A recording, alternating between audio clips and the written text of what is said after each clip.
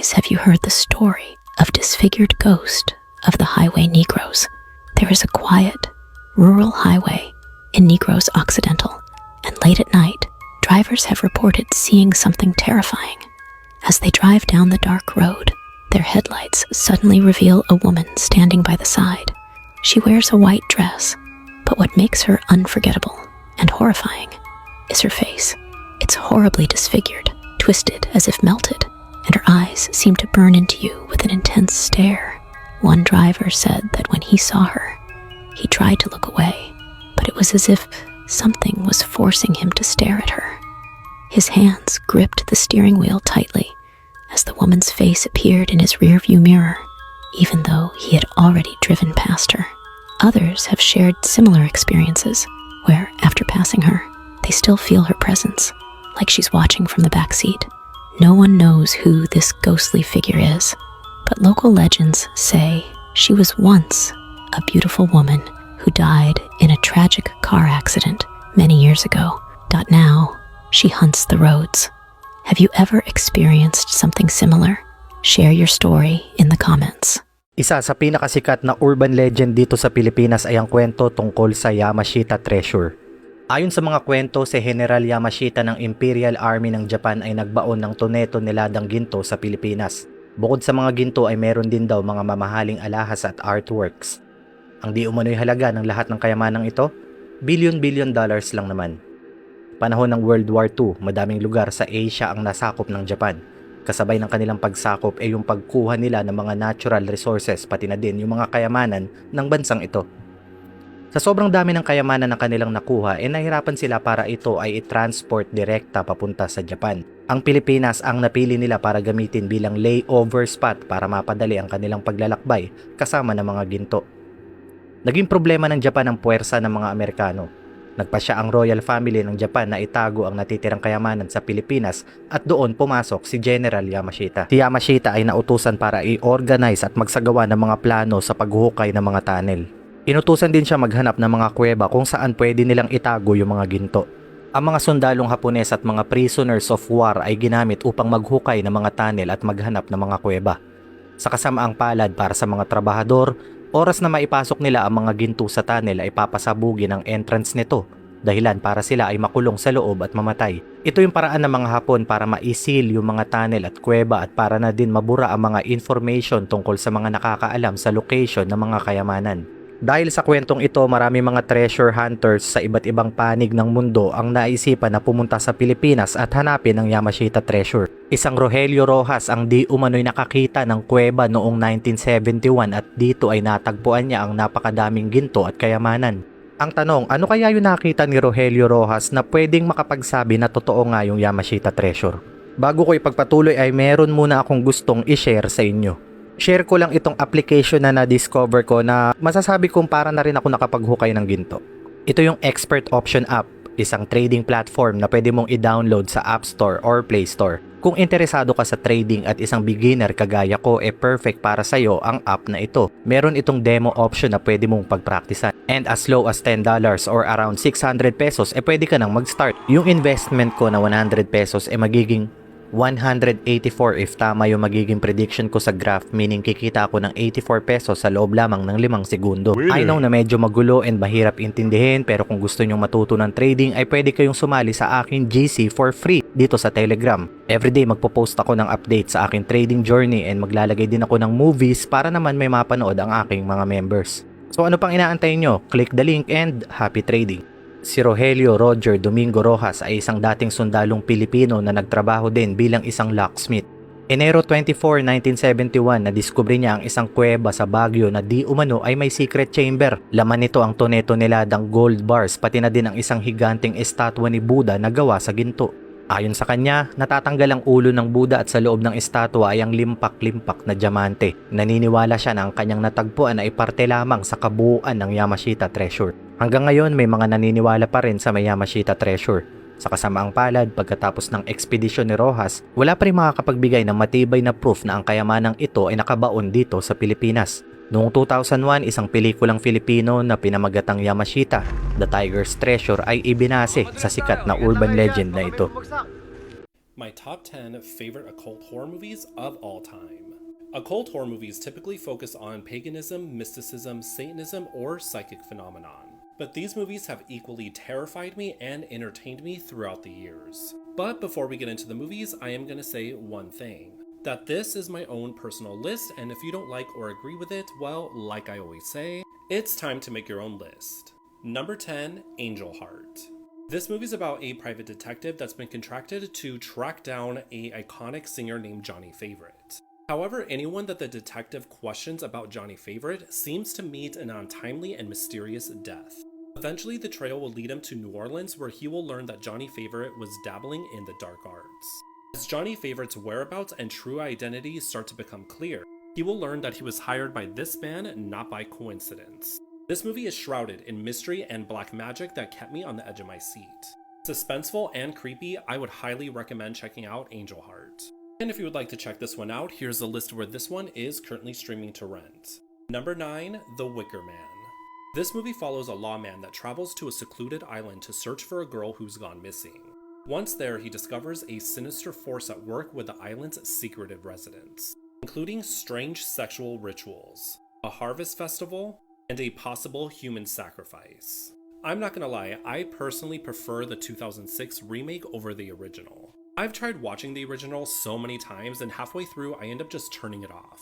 But this one is where it's at.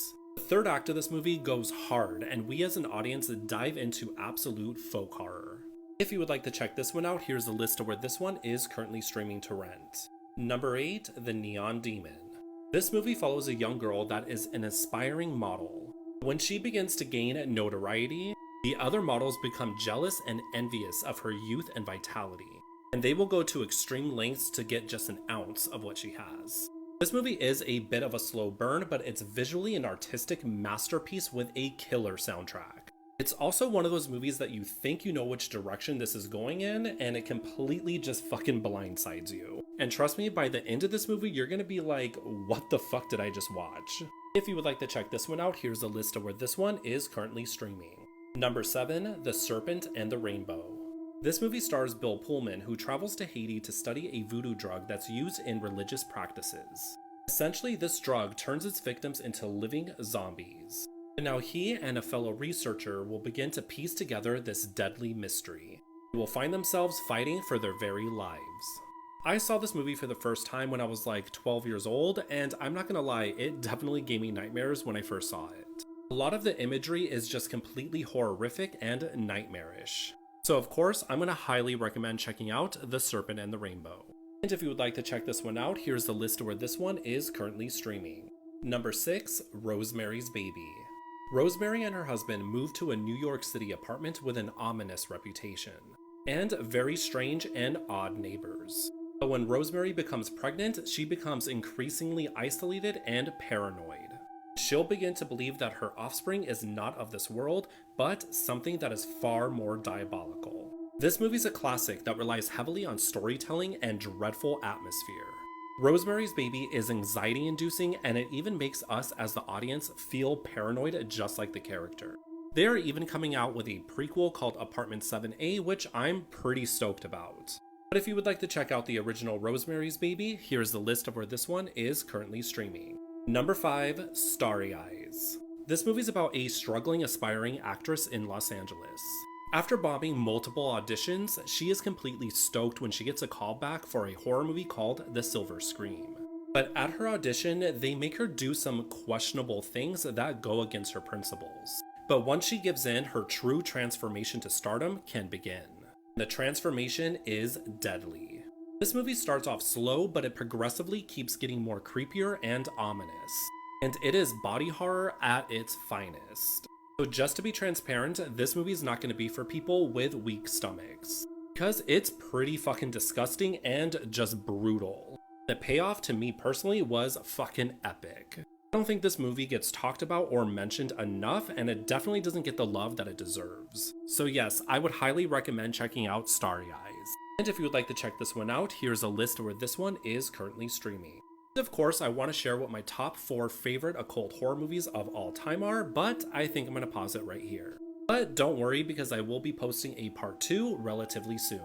But for right now, what do you guys think of the movies that I recommended in this video? If you guys have seen any of them, I would love to know what your thoughts are in the comments. Facts you wish you didn't know. Josephine Myrtle, born in 1868, had a unique genetic condition called dipegus. Her upper body was typical, but below the waist, she possessed 2 pelvises and 4 legs. Medieval castles often featured latrines that emptied into chutes. There are recorded instances where assassins ascended these waist shafts, waiting to strike their victims when they were most vulnerable. In 1977, the drummer of Lynyrd Skynyrd was among the survivors of a plane crash that resulted in the death of several band members. Seeking assistance, he approached a nearby residence, only to be shot by the homeowner, who mistook him for a threat due to his disheveled, bloodied appearance. The warning shot wounded the drummer in the shoulder. After explaining the crash, the homeowner aided him, and he eventually made a full recovery. If you enjoy this content, drop a comment and let us know what we should do next. Thanks for watching. This movie is so damn weird. I only made it 2 minutes into this movie before saying, what the fuck is that?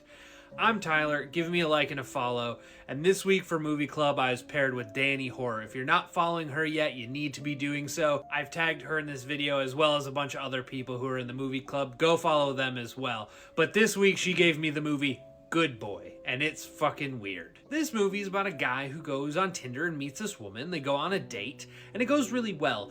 And she ends up coming back to his house, and she ends up meeting his dog, except his dog is a man who wears a suit.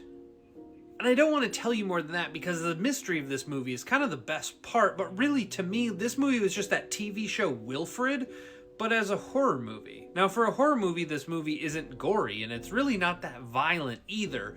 You just spend most of the time wondering why the fuck this guy's in a dog suit and if he's there on his own free will or not. It's just this really strange psychological horror movie that I did enjoy, but I do wish they would have just amped it up a bit. I think if they would have done that, kind of just really went full force and off the rails into this, they could have made this something really scary rather than something just really weird.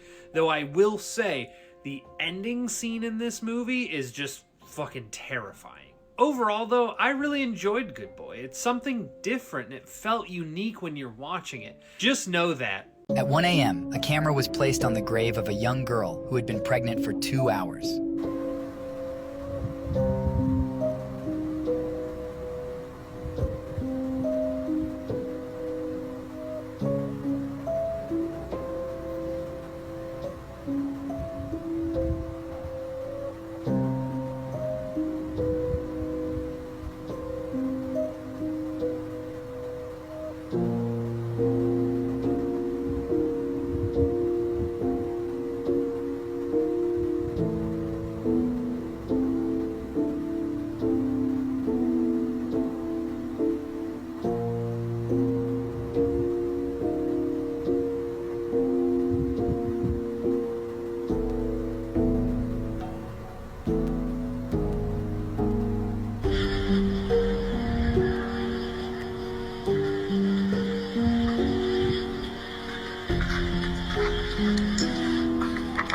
This 13-year-old boy survived one of the most brutal Mexican cartel attacks ever.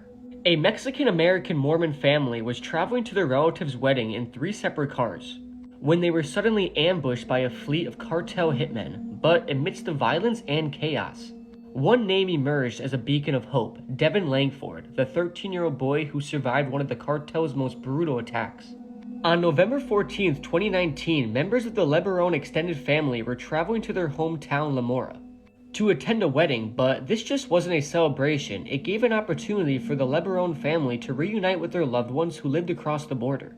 However, they never made it to their destination. At 9:40 a.m. that day, the first vehicle carrying Ronita Miller Lebaron and her 8-year-old, 10-year-old, and 8-month-old twin children were attacked by a group of armed cartel members. Her car bursted into flames and nobody in the car survived. Then, around noon that same day, the second car, driven by Donna Ray Langford, was carrying 9 children, and another car with Christina Langford Johnson and her infant daughter was attacked as well. Christina sadly didn't make it, but luckily her baby daughter managed to survive. It was said before her death, Christina jumped out of the car with her hands up indicating she wasn't a threat, while begging for her and her daughter's life, but the cartel didn't care. They killed her anyway.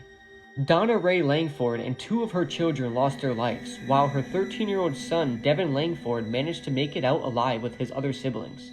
Devin tried his best to shield his siblings from the violence that was happening right before their eyes. But what was most heartbreaking was all the kids that made it out alive were injured during the ambush. These cartel members literally jumped out of nowhere and began firing their weapons at defenseless women and children. Devin was the only person who wasn't injured, and what he did next was absolutely heroic and traumatizing. Devin hid his siblings behind bushes and walked 14 miles back to the family home. It took him 6 hours to get back to the family ranch for help. The family then quickly contacted the authorities to search for their family members who were viciously attacked. Just imagine being a parent and seeing your child run home saying his mother was dead and his siblings were all injured. When the authorities located the attacked vehicle, the scene was absolutely devastating. The LeBaron family broke down at the horrific aftermath.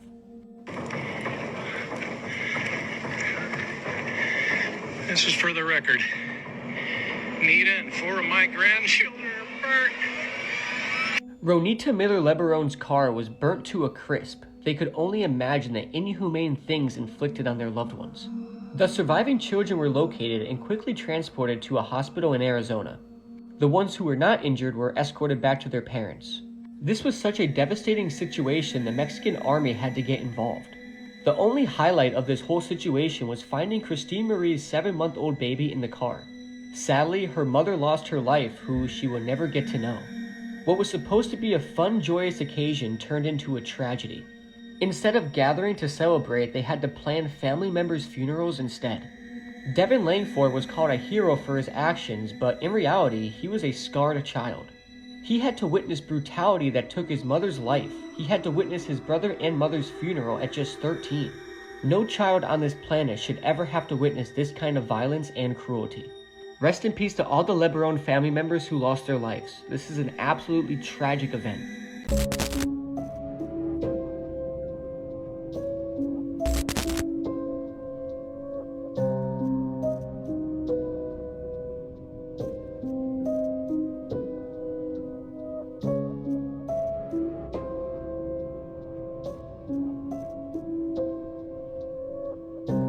Did you know what the zombies are actually eating in Night of the Living Dead is actually just roasted turkey legs with chocolate sauce poured on top? Now you know. This is why you might not want to go camping in the middle of the Arizona desert. TikTok follower John said that he was out camping with 5 of his friends in the middle of the desert. They had just set up camp and it was getting dark, so they decided to go to bed for the night. Later that night, John was woken up by one of his friends who told him not to make a sound. John said that he asked him why, but all his friend would say was, "Trust me." He decided to listen. John and his friend were listening quietly when 10 seconds later, they heard something scream the words, "Help me." After waking everybody up, one of John's friends told him to pack up their valuables, because they didn't want to stick around to find out what exactly was screaming. 1 month later, John and the same friend who woke him up were having a conversation about what happened on that night. John's friend then explained that he had actually seen the thing that was screaming. He described it as a naked man or woman, and that he believes that the reason that it got lured to the campsite was because they forgot to put out their fire. I put a camera on the grave of a couple buried only 6 days ago and discovered some terrifying things.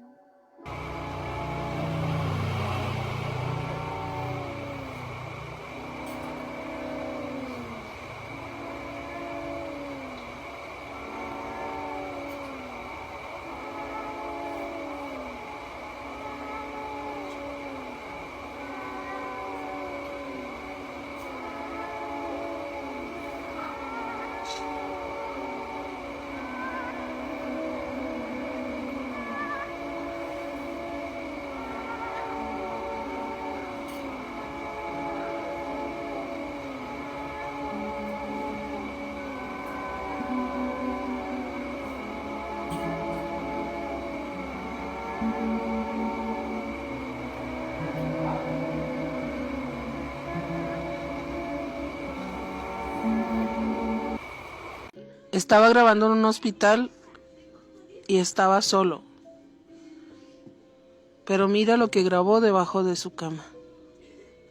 Qué miedo. No estaba tan solo.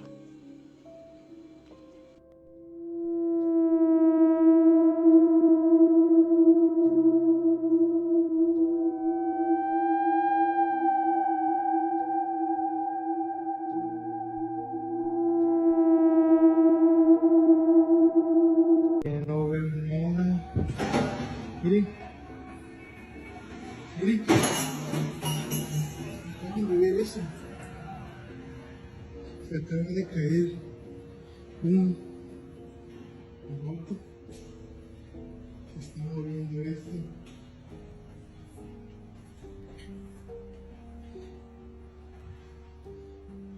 No veo nada. No veo nada.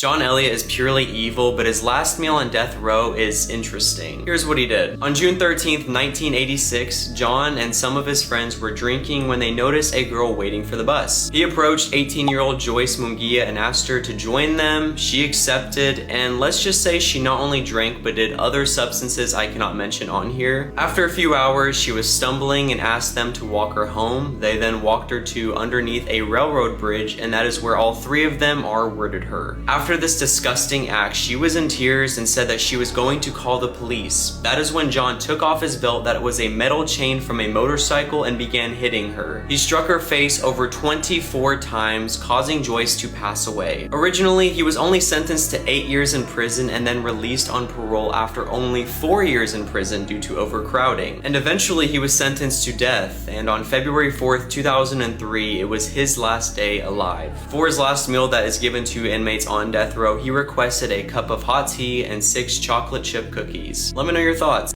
Welcome to Haworth, one of the most haunted villages in England. Contributing to this paranormal reputation is this very haunted inn. Does the ghost of a former landlord and his murdered wife still lurk in this Haworth pub? Welcome to the Fleece Inn. Now hundreds of years old, a public house has stood here at the foot of Main Street since day one. However, the building was previously split between 2 cottages and a sweet shop. All may have seemed well to the children that visited the shop, but it really wasn't. The landlord was rumoured to be rather abusive to his wife, and one day it came to a head.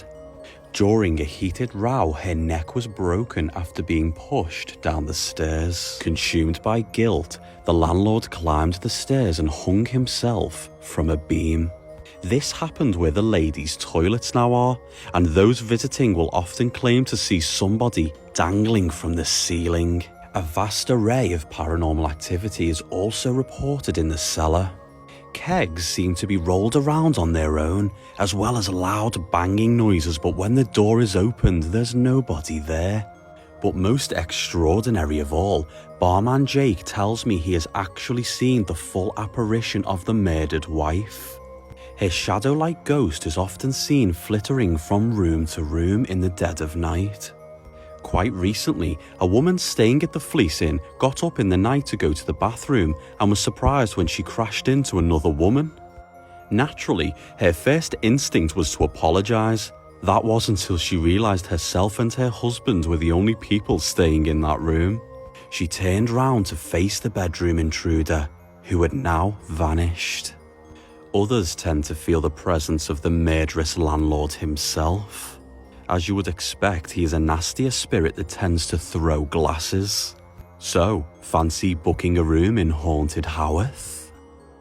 See, there was a video of a jinn named Zuzula. Okay, this is a filmed video on YouTube, you can find it. So there was a sheikh, an imam, in France, so they speak French. And Zuzula possessed a Muslim woman, and she was wearing niqab in that video. And he was trying to speak to this jinn, in French, of course.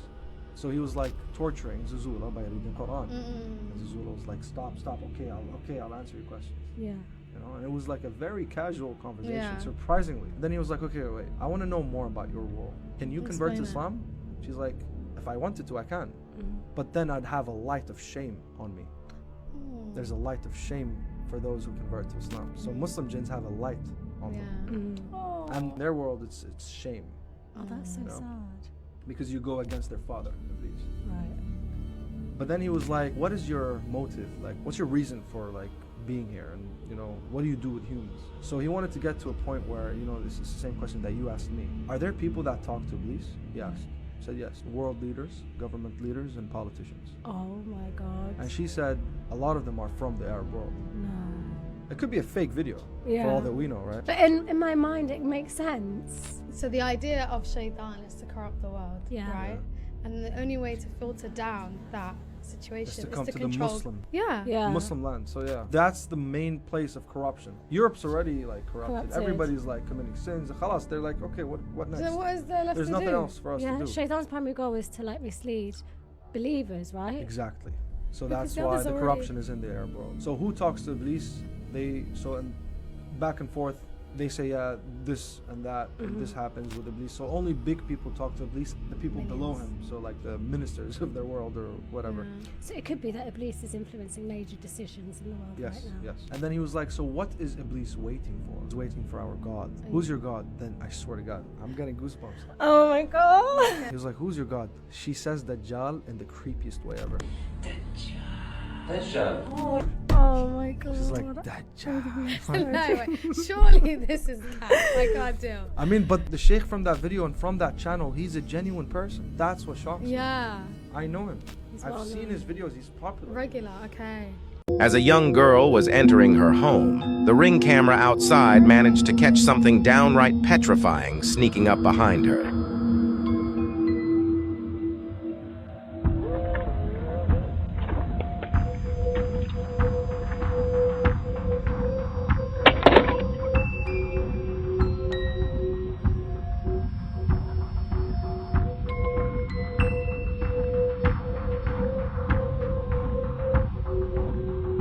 A faint, ghostly figure walked into the yard and stared ahead, directly where the young girl just was. It glided through the grass before standing completely still, ominously staring towards the house. Primer, segundo, tercer baño. Ahí encontrarás el fantasma de Hanako. El espíritu de esta niña está condenado a vagar entre los vivos como un yokai por la terrible muerte que experimentó. En vida, la colegiala fue una joven reservada, la cual sufría las burlas y ataques de sus compañeros. Un día, no aguantó más esta situación y acabó lanzándose desde la ventana del tercer baño de su escuela, cayendo desde gran altura y muriendo en el acto.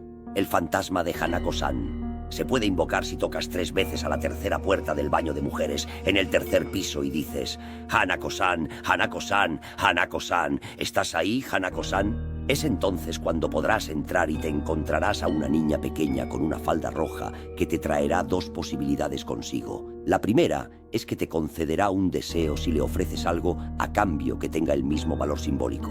Si esta primera opción no se da, te asesinará en el momento. So with Oppenheimer winning Best Picture, this reminded me of Red Eye with Cillian Murphy. This is an amazing thriller, and I feel like it's slept on. Let's talk about it. Let me start off by saying that Rachel McAdams is one of my favorite actresses, and I really loved her performance in Red Eye. Rachel plays a woman named Lisa Reisert. Her career is a hotel manager, and unexpectedly, her grandma passes away. So she has to travel back home to get to the funeral. Upon checking in for her flight, she meets this random man. He comes off as charming and very approachable, and also quite attractive. She realizes she has an attraction to him, but they both kind of part ways just for a minute, and they end up getting on the plane. And she now realizes she is going to get to sit next to the guy that she saw at check-in. And they start chatting, getting to know each other. But as the flight continues, something really, really scary is about to happen. So Cillian's character's name is Jackson. And Jackson wants to assassinate the head of Homeland Security. But in order to do that, he needs Lisa to call the hotel and reassign the room number to the guy he wants assassinated. Therefore, Jackson is using Lisa's father basically as bait and as traction to get her to do this. And let me tell you guys, this was a thrill ride. I love this film. The pacing was perfect. The acting was stellar. Killian and Rachel had amazing chemistry. Flawless. I go ahead and give Red Eye an 8.5 out of 10. Very enjoyable film. I was on the edge of my seat most of the film. Here are the list of streaming platforms where you can find Red Eye. If you enjoy horror and thriller movie recommendations and you're new here, I'd love for you to follow and let me know your thoughts about Red Eye if you've seen it in the comments. This Skinwalker story will terrify you. This story is coming in from one of our TikTok followers. They say that they live in a small town near Appalachia, and they say that their small rural town has its own set of unexplainable, creepy shit that goes down there. He says that he has 4 dogs, one of them being Dakota, who's an 11-year-old chocolate lab. She's pretty big for her breed, but she's also really sweet. He continues to say that about a year ago, every single night at around 11:30 p.m., they would hear a singular bark coming from outside. The thing about this bark was that it sounded exactly like his dog, Dakota. The resemblance was uncanny. He says that the first time he heard it, he decided to go outside because maybe he forgot her out there. He says that he goes outside and it was dead silent out there. Usually you'd hear, cicadas, frogs, other bugs, the wind. Nature's pretty loud. But, for some reason, he says, this time, it was silent. He says that he felt really uneasy out there, so he rushed to go back inside his house. He then found out that Dakota, his dog, was sleeping in his parents' bedroom the whole entire time. He says that he didn't think too much of the barking at first, but after it persisted for about a week, him and his mother were really intrigued. So they started sitting up and waiting in the living room until about 11:30 at night when they would hear the barking start. He says that this continued on for months, and thinking back on it, he's starting to wonder if something was trying to lure him outside. But this one random night, at around 8 p.m., they started to hear moaning coming from outside, almost like a pained cow's moo. From upstairs, he saw that his dog was outside, and right next to his dog was this large dog coyote creature by the fence, and it was around the same height as their large fence. He decided to run outside to grab his dog, but when he gets out there, this humongous animal that he just had seen from the window is now a small hunting dog, and the next thing he knows is that it vanishes right in front of him. Another thing that was weird about it was that when he was nearby, it smelled awful, like literal death. So what do you guys think? Do you think this could be some sort of skinwalker type creature? Maybe a possible mimic or a ghost? Or do you think this could all just be easily explained? Let me know in the comments down below. Welcome to episode 2 of me reading scary stories to tell in the dark. We're gonna read Scarecrow. Let's begin. There was an old farmer in Arizona who owned the best farm in the area. Everybody said his crops were the best, and people came from all over to buy their goods from him. Whenever people asked him how he was able to grow such good quality crops, the old farmer would say it was all down to a scarecrow. "That old scarecrow is the one I have to thank," said the farmer. "He makes sure no crows or critters or pests come near my crops." The old farmer had built the scarecrow himself, and it was a fearsome sight. He spent months working on it to make it as scary as possible. He knew how important it was to keep pests away from his crops, so he gave it enormous straw arms that stretched out about 6 feet and big long legs that made it as tall as a tree. But the scariest thing about this scarecrow was its head. The farmer carved it himself out of a huge pumpkin. He spent countless days and nights perfecting his design until it was perfect. The scarecrow's face and head was so grotesque and ugly that even he sometimes was scared to look at it.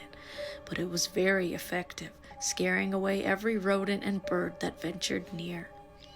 The neighboring farm was owned by 2 young men who were brothers named Josh and Harold. They were lazy and never did much work around the farm, which resulted in their crops being bad. They were jealous of the old farmer's success and were plotting against him. If they could drive him out of business, they could take over his farm and make more money. So one night, the brothers decided to sneak onto the old farmer's land. They stole his prized scarecrow and brought it back to their own house, where they stuffed it into an old closet so nobody would ever find it. The next day, the farmer woke up to find his hideous scarecrow missing, and all his crops were eaten by rats and crows. He fell to his knees and cried, knowing that his farm would soon be out of business. Meanwhile, the brothers Josh and Harold were watching from their own property and couldn't help but laugh out loud when they saw the old man's tears of grief. Hearing the laughter, the old farmer came over and asked them if they knew what happened to his scarecrow. The brothers looked him right in the eye and said they had no idea where his precious scarecrow might be. "But you know I'll go out of business and I'll have to sell my farm if I can't find my scarecrow," said the farmer. Josh just laughed in his face, saying, "That's just your tough luck, isn't it?" "Sucks to be you," giggled Harold. The old farmer walked away back to his house, his head hanging down in defeat and depression. That night, Josh and Harold had trouble sleeping, not because they felt any remorse, but because they couldn't get the image of the scarecrow's horrible twisted face out of their minds. They decided they would never be able to sleep as long as that ugly pumpkin head was in their house, so they got up and dragged the scarecrow out of the closet. Harold took a baseball bat and smashed the scarecrow's head to pieces until all that was left was little bits of pumpkin strewn all around the floor. The brothers swept up the pumpkin head pieces and threw them in the trash. Then they went back to bed and were soon fast asleep, having put all thoughts of the disgusting scarecrow face out of their heads. Sometime after midnight, Josh and Harold were awoken by the sounds of scratching and clawing at their bedroom door. "Did you forget to put the dog out?" asked Harold sleepily. We don't have a dog," stammered Josh. Suddenly, the bedroom door burst open, and a solitary long straw arm snaked in through the opening. Then a second arm thrashed around, followed by two long stick legs. The two brothers were frozen in fear and could only look with horror as the headless scarecrow's body rose up on its long stick legs, and its long arms reached out for them in the darkness. Harold felt a cold, sinewy straw claw close around his ankle and screamed as loud as he could. He begged his brother Josh to help him, but Josh was already running out of the bedroom, fleeing in terror. He ran down the hallway, crashed through the front door, and out onto the moonlit road. He ran as fast as his legs could carry him, puffing and panting and screaming at the top of his voice. As he passed his neighbor's house, he saw the old farmer standing at his gate. In the moonlight, he could see the farmer just staring at him with a strange smile on his face. Josh kept running, his bare feet slapping against the rough gravel road. He glanced back over his shoulder and saw something that scared him to his very soul. He saw the scarecrow running along the road, but close beside him. It was gaining on him, coming closer and closer, right behind him, and that wasn't all he saw. He noticed that the scarecrow had a brand new head, and it looked a lot like Harold.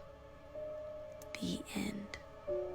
I hope you liked that story and this series. I will continue to keep reading them. Stay spooky. Bye. She can predict a person's demise, but it is more of a curse rather than a blessing. In a secluded mountain village, Sally Stitches, a girl with the eerie ability to predict a person's demise, endured a life of torment from bullies due to her shy nature and awkwardness. One day, when the bullies saw her walking through the forest, they threw rocks at her. Sally points at one of the bullies and says that you are going to expire in 3 days. Sally's prediction about one bully's demise came true, leading the villagers to blame her for the tragedy.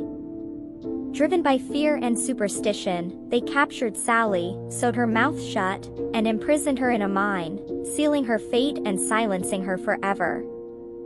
Legend has it that Sally's spirit still wanders, haunting those who speak of her, demanding that her story be told or suffer the same fate as her.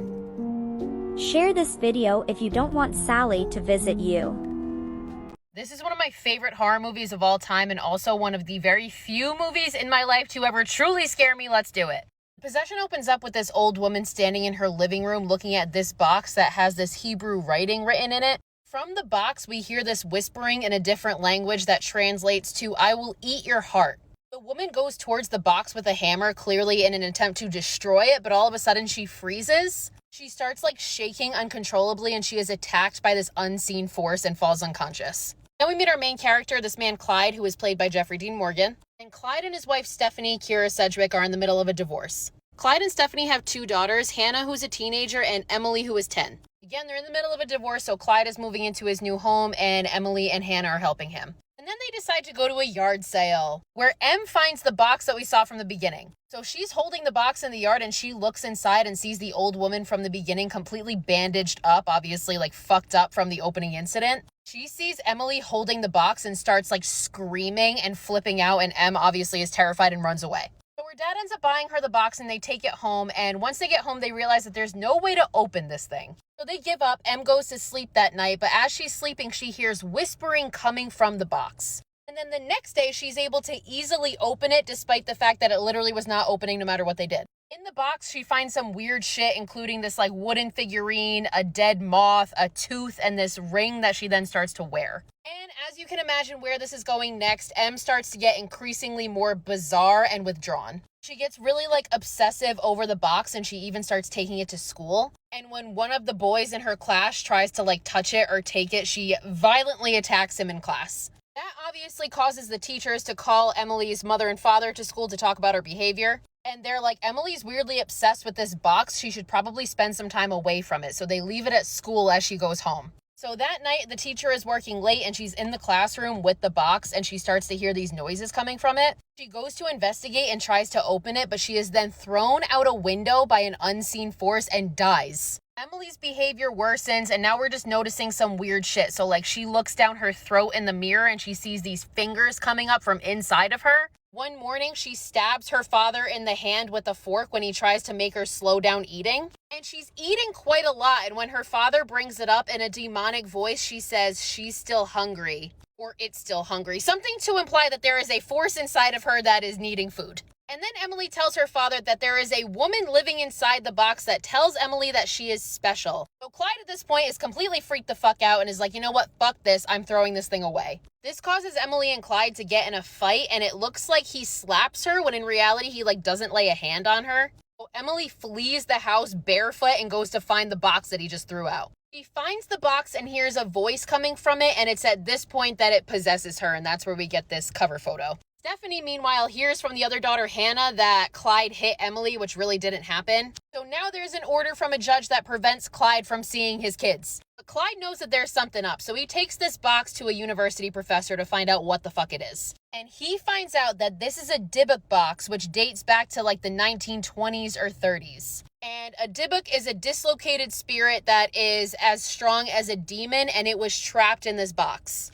So Clyde ends up finding this rabbi who tells him that possessions usually have 3 main steps. And the final stage is that the Dybbuk latches onto its human host and the two become one and it completely takes over. So that's where Emily's headed. And the only way to stop it is to force the demon or the Dybbuk back into the box and contain it there via ritual. The rabbi looks at the box further and discovers that the name of the Dybbuk translates to the taker of children. So that's why it targeted Emily. Obviously, Clyde tells this to Stephanie, who's not believing it. But then Emily has a seizure and ends up being rushed to the hospital. They do an MRI scan, and in the scans, you can see this like terrifying demonic face. And that's what makes Hannah and Stephanie finally be like, okay, you might be right about this. So Clyde then calls the rabbi to the hospital to conduct this ritual. Obviously, as you can imagine, the ritual turns into utter fucking chaos. Emily at one point, this is the scariest part of the movie for me. I don't know why. It's completely dark. All you see is like this light blinking. You can barely see anything. And Emily, in the same tone and cadence, keeps repeating, "Daddy, you scared me," and then does this like little cry laugh thing. It doesn't sound scary, but I promise it is. So the Dybbuk attacks Clyde. He manages to fight it off, but then the Dybbuk transfers from Emily to Clyde. So now he becomes possessed. A struggle ensues, but ultimately the rabbi is able to get the Dybbuk out of Clyde and force it back into the box. It's like this really creepy scene. We see the thing literally like crawl out of Clyde and crawl into the box. The family reunites and Clyde and Stephanie fall in love again. Aww. The rabbi decides to take the box because obviously he's going to keep it in a safe place where nobody can open it again. But as he's driving away, his car is hit by a truck and he dies. And of course, the only thing that is still whole in the wreckage is the fucking box. and we just hear whispers coming from it and the movie ends. I just found out, you know those the Walmart brands? You know how there's like Great Value and then the regular brand, right? Did you know it's made by the same company? Wait, the Great Value and the same one? So what Great Value does, they go to the same manufacturer, fam, and they just get it made cheaper without that brand name. What's crazy, the canned veggies, you know, like the can? Yeah. The big name brand is Green Giant, made by Green Giant. Even the Great Value, same So why shit. do they do that? The cereal, same thing. Now there's this store called Aldi in the States. Okay. Now this store is known for like, we have the best products that match up to the big name brands. That's how they promote their store. If you go into Aldi, they have this brand called Millville, and all of their cereals are offshoots of Cinnamon Toast Crunch,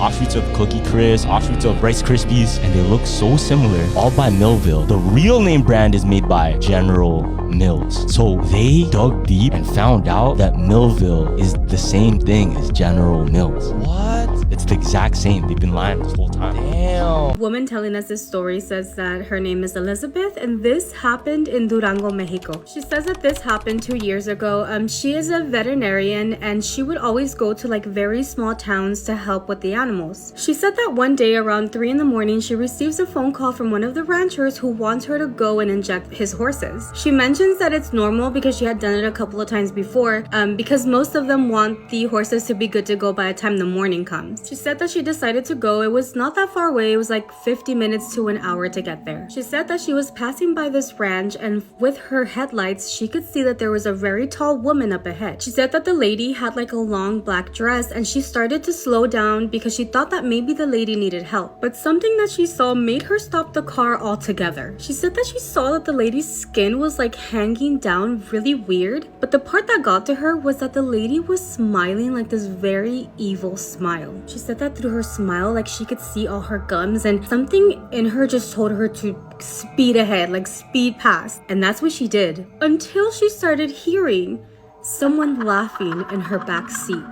Can you imagine? No. She said that in the moment that she heard the laughter, like her body felt paralyzed, and somehow she was able to turn around to see the woman in her car. In that moment, she stops the car, literally runs out, and is crying uncontrollably on the side of the road. She said that she tried to calm herself down, but like honestly she couldn't, and she decided to call the rancher that lived up the road ahead and tell him like, hey, like something happened. He didn't sound like worried. All he said to her was, I'm on my way. She mentions that for some reason, the way he responded made her get even more scared, and within 15 minutes, he came to where she was. When he got there, she said that he was like, get in, and she got in there with them, and they went to the ranch. Once they got there, he was like, you need to like relax, calm down, and she was just like, let me do my job so that maybe it could relax me and I can forget about what just happened. She was injecting the horses, and she was putting vitamins in them, and she said that she was just getting them ready because the following morning they were gonna have some races. She said when the sun was finally coming out, the man came and said if she wanted some coffee and maybe she can go into his house for a little bit, and she agreed. When she was drinking her coffee, he finally decided to tell her who that lady was. He said that his grandparents had told her about that lady and that she was a very beautiful lady. She was actually the most beautiful lady in that town, until one day she started dating one of the young men in her town, and eventually they got married. But they started to hear that their neighbors would actually hear the guy abusing her. They could hear when he would hit her and she would be screaming, until one day he was outside with his friends and they were all drunk, and his friends, trying to play a prank on him, lied to him and said that she was cheating on him with somebody else in town. They only wanted to piss him off in the moment, but he took that very seriously. So serious that he went home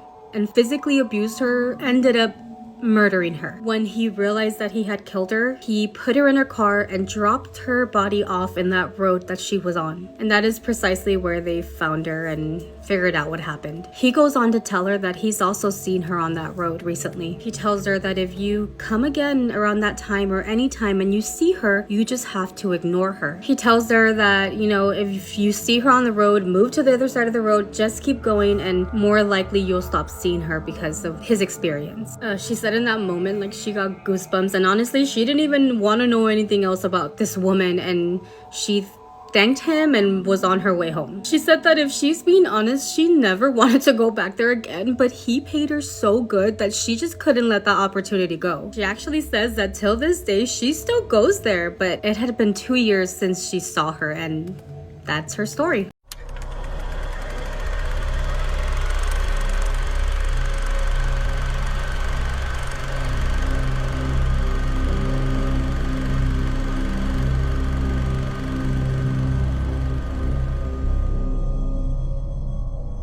It was April of 2015.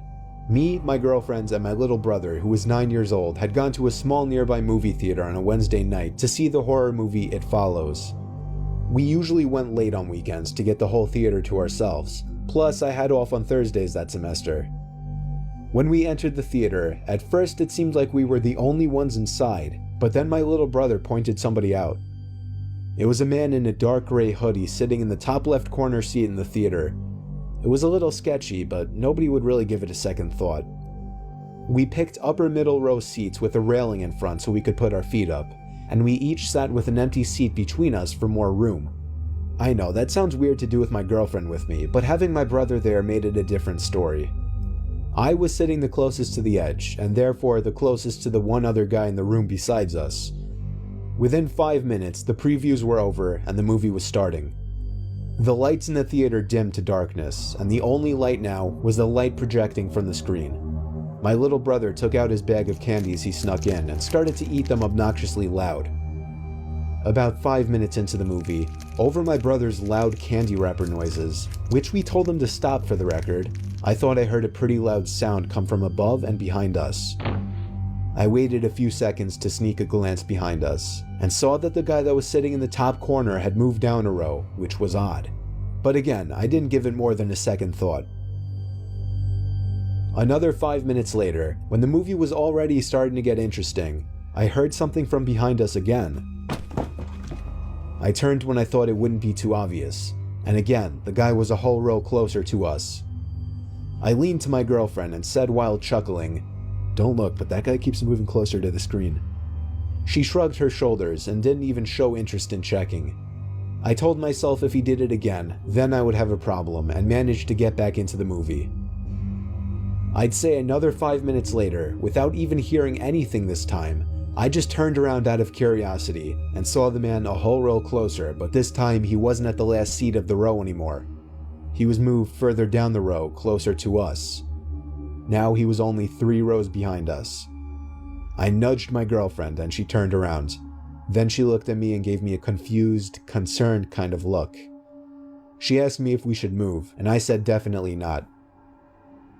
At this point, I wasn't able to pay attention to the movie anymore. Even though I was facing the screen, I felt like the man's gaze was hitting me in the back of the head. I told myself if he moves closer, I would turn around and firmly ask him what he was doing. But then I also thought, what if I'm looking too much into this? What if he's just a normal guy who happens to keep switching seats for a better view? Once more, I turned around, and the man was only 2 rows away from us now, closer to the center of the row, or rather directly behind us, and his head was just completely down looking at his lap. I didn't even bother to check what he was looking at. He could have been looking at nothing. I literally opened my mouth ready to say something, but I was just too much of a coward. I was only 16 last year and pretty skinny.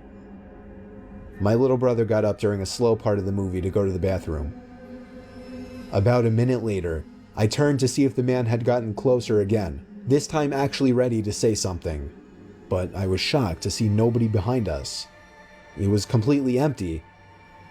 I told my girlfriend, and she said good. But then I stood up in pure fear, thinking of my little brother. Telling my girlfriend to wait there and running out of the room and into the empty theater halls, I saw the man in the gray hoodie entering the men's bathroom down the hall. Fearing for my little brother's safety, I ran down the hall toward the bathroom, opened the door, and saw the man literally on his knees peeking under the 2 stall doors. Then he looked at me, and at the same time I heard my little brother call me from down the hall. I saw him waving me over in confusion. I ran to him, got my girlfriend out of the movie room, and we went to the front desk. The teen working the front ticket stand called the police, showed us and the cops the video footage of the man walking down the hall, And then we filed a police report. I'm just so grateful that my brother went to a different bathroom down the opposite direction of the hall, because if he had been in there, even with my showing up to save him, I have no idea what would have happened. It's been over a year now, and the man was never identified.